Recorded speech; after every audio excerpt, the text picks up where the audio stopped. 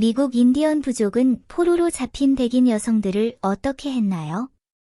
북미 식민지 역사에서 유럽 이민자와 인디언 부족 간의 갈등은 피할 수 없는 주제입니다. 양측의 토지와 자원을 둘러싼 투쟁에서 포로 현상은 매우 흔했습니다. 특히 백인 여성이 인디언 부족에게 포로로 잡히는 경험은 매우 복잡하며 이후 문학과 영화, 텔레비전 작품에서 신비롭고 심지어 과장된 모습으로 은폐되었습니다. 인디언 부족 간의 다양성, 모든 사람에게 맞는 단일 크기는 없습니다. 우선 인디언 부족들이 단일 민족이 아니라는 점을 분명히 해야 합니다.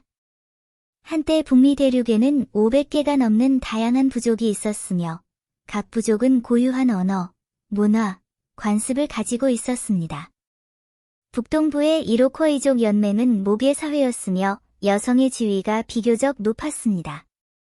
평원의 수족은 가부장적 사회였고 사냥으로 생계를 유지했습니다. 남서부의 아파치족은 유목과 약탈에 능숙했습니다. 이러한 다양성은 그들이 포로를 대하는 방식에 직접적인 영향을 미쳤습니다. 예를 들어 체로키족이나 이로쿼이족과 같은 동부 삼림 부족들은 전쟁과 질병으로 많은 부족이 큰 피해를 입었기 때문에 인구를 보충해야 했기 때문에 포로들을 공동체에 통합하는 경우가 많았습니다. 코만치족과 같은 평원 부족들은 포로들을 협상 카드로 이용하거나 그저 일하게 만드는 경향이 더 컸습니다.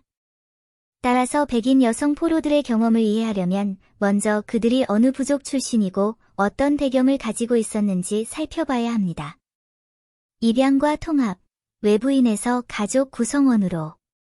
많은 인디언 부족, 특히 동부 삼림지대에 사는 부족들은 포로를 부족에 입양하는 전통을 가지고 있습니다. 이러한 관행에는 현실적인 이유가 있습니다. 전쟁으로 사람들이 주거 인구가 증가해야 했기 때문입니다. 또는 단순히 더 많은 사람이 있으면 더 강해진다고 생각했기 때문입니다.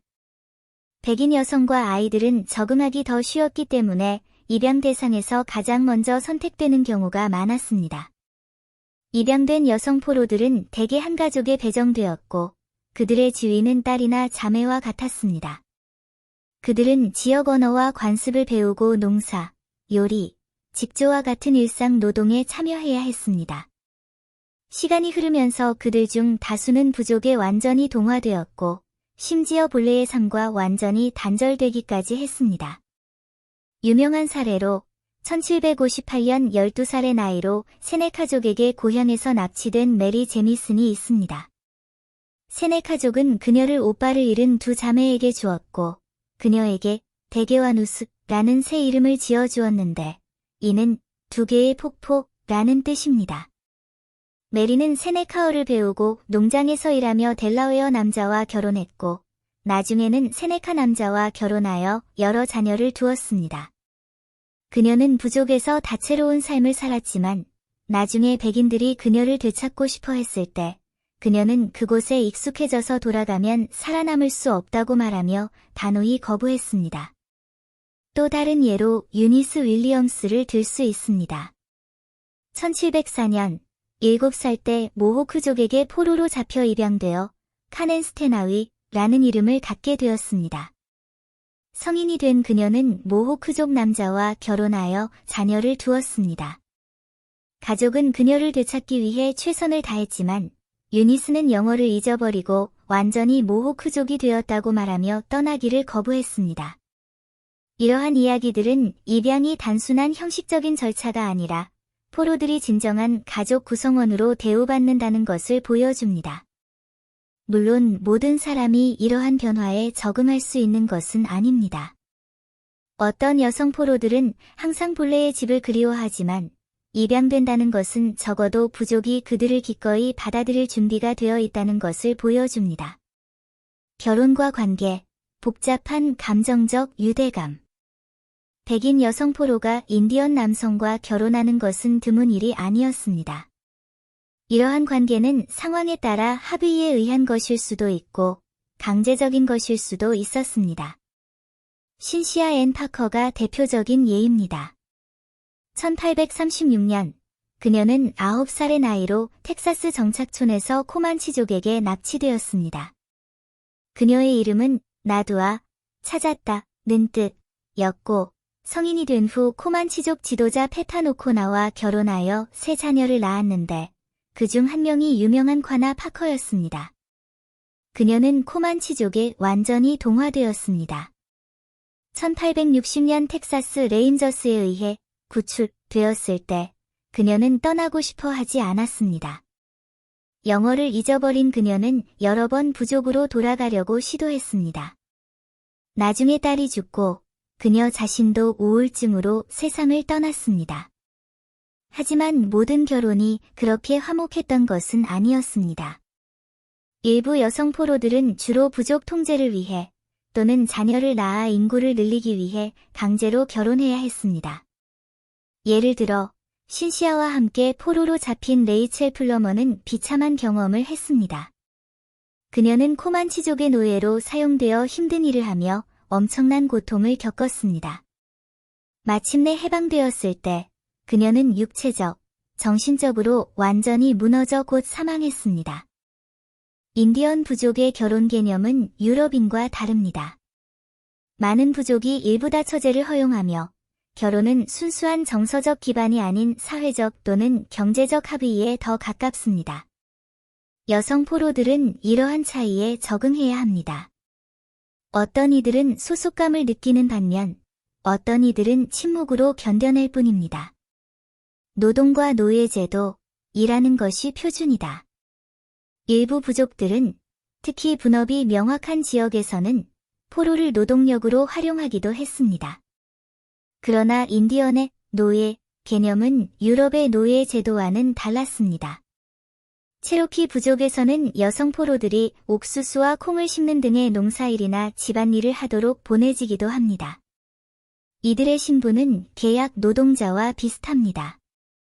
일을 잘하거나 부족과 결혼하면 신분이 바뀔 수 있습니다.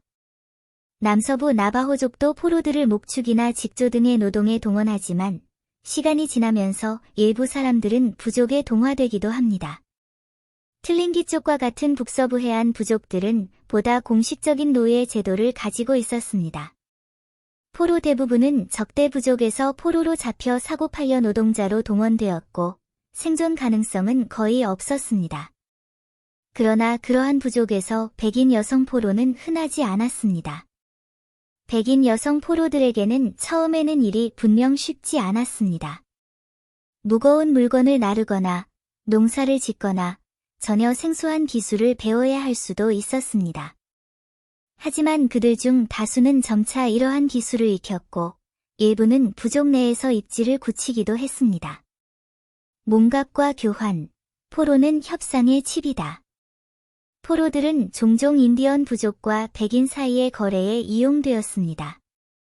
부족들은 때때로 말, 총 또는 다른 포로들과 교환하기 위해 사람들을 포로로 잡곤 했습니다. 코만치족은 특히 이런 일에 능숙했습니다. 그들은 멕시코와 텍사스 정착촌을 자주 습격하고 여자와 아이들을 납치한 후 몸값을 기다렸습니다. 사로잡힌 사람들은 집으로 돌아가기까지 몇 년을 기다려야 하기도 했는데 그 기간 동안 일부는 부족에 받아들여졌지만 일부는 여전히 고립되었습니다.